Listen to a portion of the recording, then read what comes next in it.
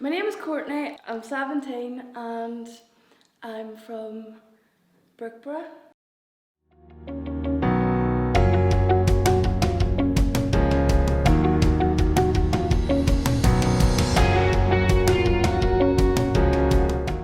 I lived with my mum from when I was a baby till I was 4, and then I went into care from I was 4 till I was 8, and then my nanny took me in. But I've still had social workers and, supervised contacts with my parents and things, so it's still basically like being in care, but with a family member. It's a lot better than being in care anyway, but yeah.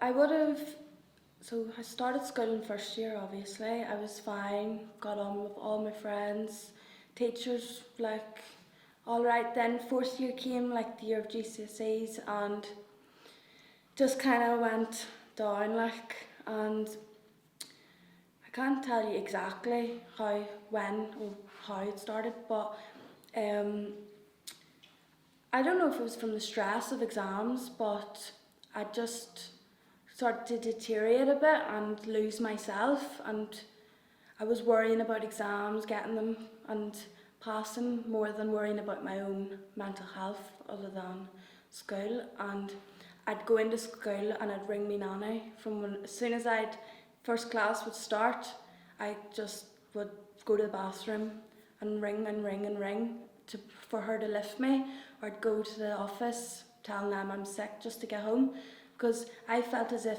whenever I was in a classroom I couldn't sit in the classroom. I couldn't tell you what it was about it, but it's just I felt as if it was only a matter of seconds until I just needed to walk out and me and teachers they couldn't understand why I was being cheeky or whatever. They couldn't see that maybe I was having a bad day. It was just, don't bring your attitude in here, just do your work.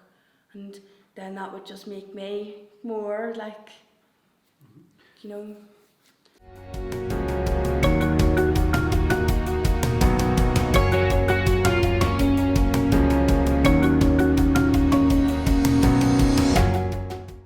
The levels of support in school would have been not as high as I would have expected them to be, not really as much help as I thought there would have been, because they sit and they would make out that they're there for support and all, but whenever you go for support, it's not the support you actually need. It's just making, I don't know how to put it for you. It was needed for myself, I think, yes, definitely. But was it give? No. I could leave the classroom. I would have just left it anyway, but it wouldn't have been put there. They wouldn't have been you can take a few minutes if you want. It was more, I'm just going to take, they wouldn't have said it to you. But they do have counselling and things. But I think I went to the counsellor once, and it wasn't actually counselling, it was just talking about grades, and I'm just I don't want to talk about grades, I want to talk about what's actually going on in my head. So, no, I don't think the support's as high up as it should be, or as they make it out to be. It's not, no.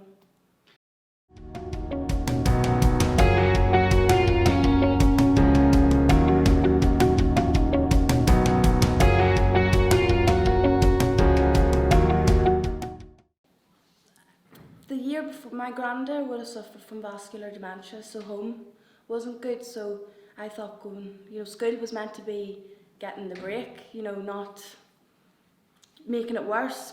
So going in, them times were just bad at home, everything was just bad. Coming up then for me to leave school, I had been going through a lot of things with my mental health, and teachers were just not being supportive. So on the last day of school, an incident had happened, and I just was I'm going home, and even my nanny was there's no going back, because the school had just sent me home with no support at all. So I had issues with my mental health. I would have been self-harming and taking maybe like things, and a student in the class had told the teacher they could see the marks through my tights, so they had obviously let the teacher know, and then the teacher pulled me out of class and she'd got the vice principal, and I was told to go to the office at the end of the day to speak to them, but I was literally said a few words to and sent home. There was no, I don't even think I was asked if I was okay. I just remember it being that much where I felt like I couldn't go back. And that would have been a lot for my nanny to even not send me back, because she's very tight about school. She'd like me going. You know, we'd never been through something like this before, and we just had no help.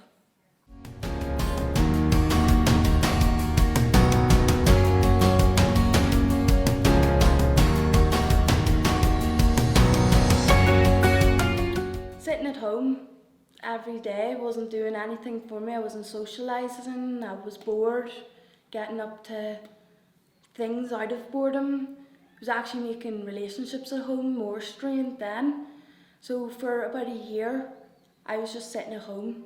And then I'd started a different school in Enniskillen, and I'd stayed there about a week. No, back home. Tried in the tech, what was it called? Something else. Anyways, it didn't work either. So then finally Give and Take came about, and we'd came in for our meeting and all, and then it was actually starting. And do you know what? I was nervous the first day. I was like to my nanny, I don't think I'm going to do this. So a different social worker came and got me and brought me down, and best thing could have happened came into my life, and it did.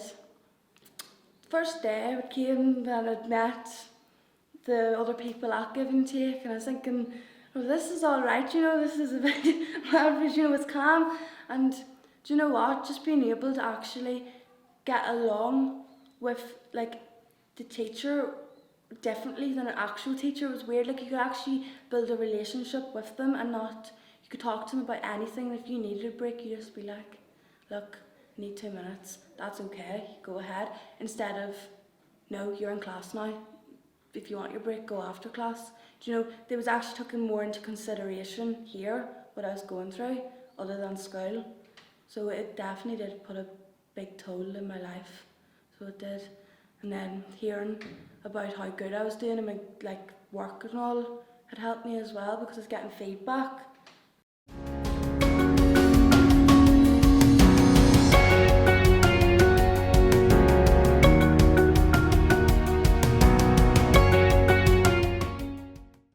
I'd got my English, the maths, I hadn't finished it yet, because then of course I'd rang school, and then with COVID and things, what was Give and Take wasn't, I was doing it online.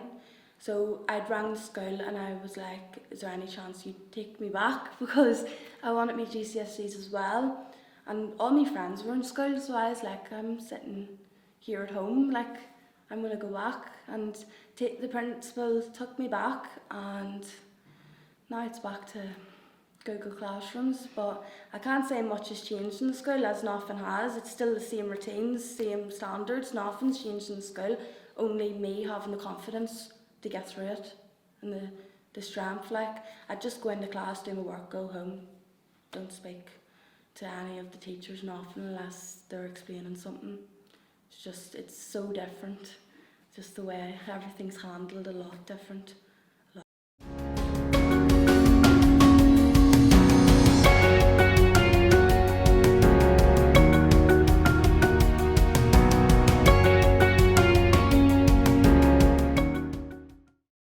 Well, if I got to speak to the Education Minister, I would definitely tell him that something has to be changed within the schools, because too many people are feeling like they're lonely in the place that they should feel the least loneliness. And this being downgraded because you've been in foster care has nothing to do with, like, just because we've been in care doesn't mean we're any different than the person that's sitting beside me in English.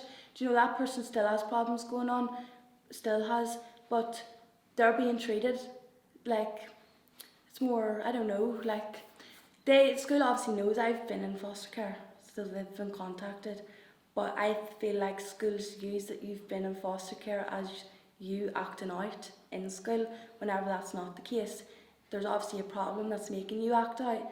Like, yeah, I've been in care, but that doesn't bother me. Like, school was actually the problem that was bothering me, if you can understand me. But I definitely would say to him that something needs to be changed, and if it isn't changed, they're going to have a lot more sad people coming into the school system, and the thing's just going to keep on repeating unless they don't fix the problem, because there's a lot of people in the care system and they're all going through it too. So that's what I'd say. Anything else you want to add yourself? Just get it sorted. Get it sorted.